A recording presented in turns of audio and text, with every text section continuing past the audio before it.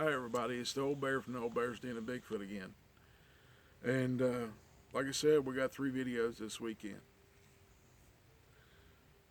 So, and this one comes to you out of North Carolina. A young couple in their early 30s went out and bought them a camper. They wanted to start camping last year because of COVID. You couldn't go anywhere because the governor's done some unneeded things.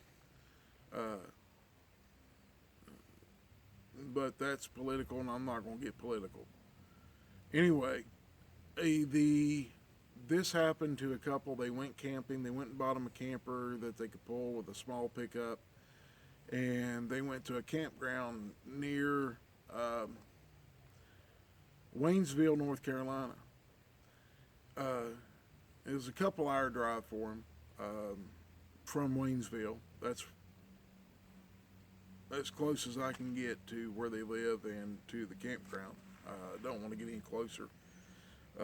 Don't want to give the campground because people may go and look into this. I don't care if you do. If you can figure out the campground, more power to you. You can go investigate all you want. But what happened to the couple was they got there on a Thursday evening.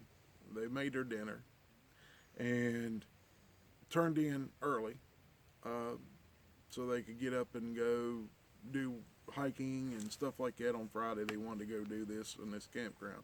Evidently there's some trails there that they wanted to walk. They got up Friday morning, had breakfast. Didn't have anything happen on Thursday night. Went through their day. They went and picked up some stuff from the store, and there was a bunch of other campers that came in and stuff on the lower level below them. There's not much distance between the two levels, but there was enough of a distance that they could look down onto the campers that were in the lower level. In the main level, this was like an overflow. And they stayed there, and where they were at, there was only them. And then it went up on up to a ridge line behind the camper. And while they were there,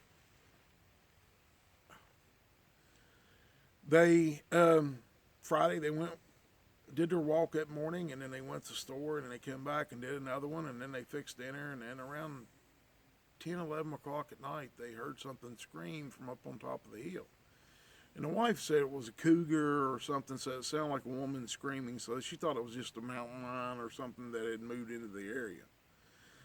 And the husband is an avid computer internet researcher on cryptids. He said, "No, honey, that sounded just like a Bigfoot howl that I heard that was taped here in the South." And so at this point, they had a small argument about what it was. It's typical for couples to do that. And finally, after their little argument, they kissed and made up and went back to sleep because that's all that happened that night. Saturday morning, got up, had breakfast, went and did another walk, and they got to the top of the mountain this time and walked right into a bunch of tree bows, tree twists, and a large X of 2 trees that were upside down, stuck into the ground on this little game trail they were on.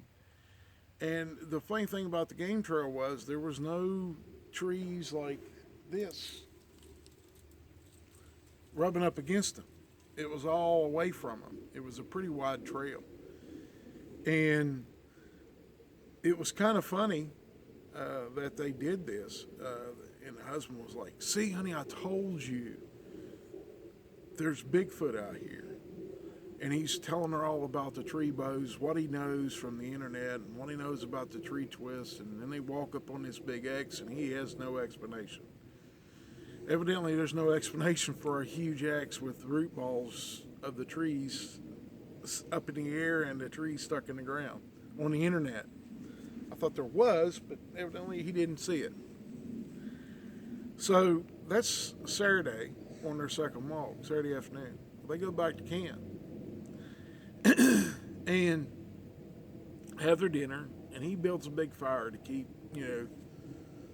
Bigfoot away, like it's going to work.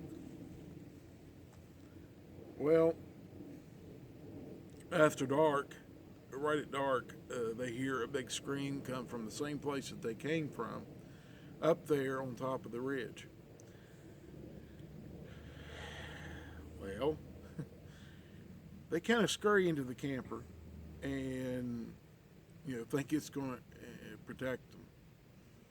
But here's something that was kind of funny. When they left on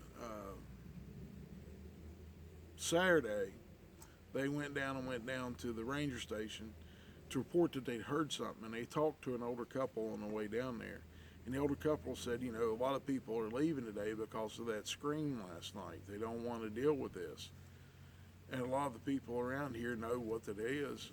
And evidently the old man told them, said, if y'all ain't leaving, good luck with Bigfoot. He'll be back tonight. So, they gather up all their stuff, put the stuff in the camper where it needs to be. The only thing they left attached was a water line for the restroom, and then the electrical cord that all was on the door side or passenger side of their vehicle, and hooked their vehicle up to the camper. They rolled up all the jack stands, and the rocking didn't bother them.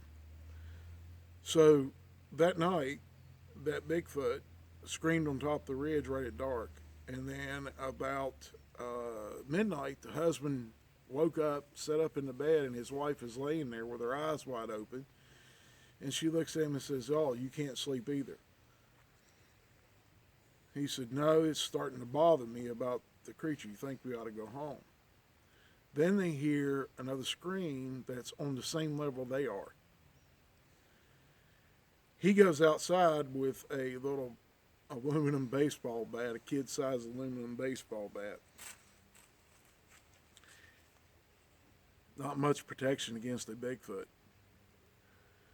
Once they're close enough, you can hit them with that little aluminum baseball bat, you're in a world of hurt. Anyway,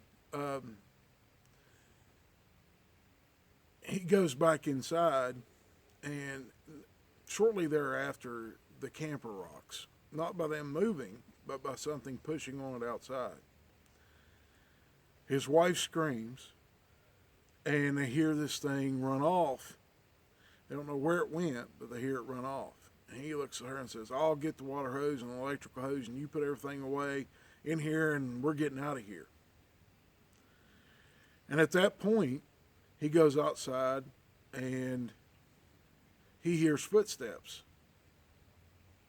And he's thinking, this thing's coming back. So he throws some more wood on the fire to be able to light up around the camp. And unhooks the water hose, drains it over top the fireplace after he unhooked the electrical cord and ran it back into the camper because it retracts on its own. And he drained the water hose, and they didn't drain the camper or anything else. She come out of the camper and went up to get in the truck, and she started the truck, and the lights come on. Well, they're already hooked up. All she had to do was stay in the pickup.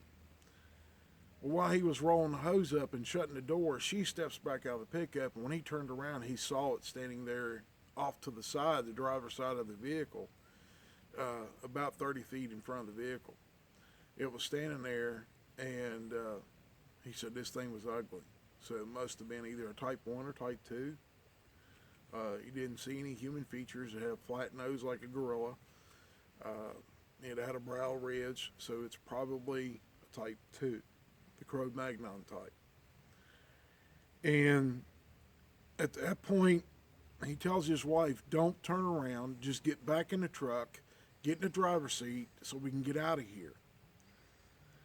And she starts arguing with him. "We need to get out of here. You're driving. I don't know how to drive. Pull this camper and everything."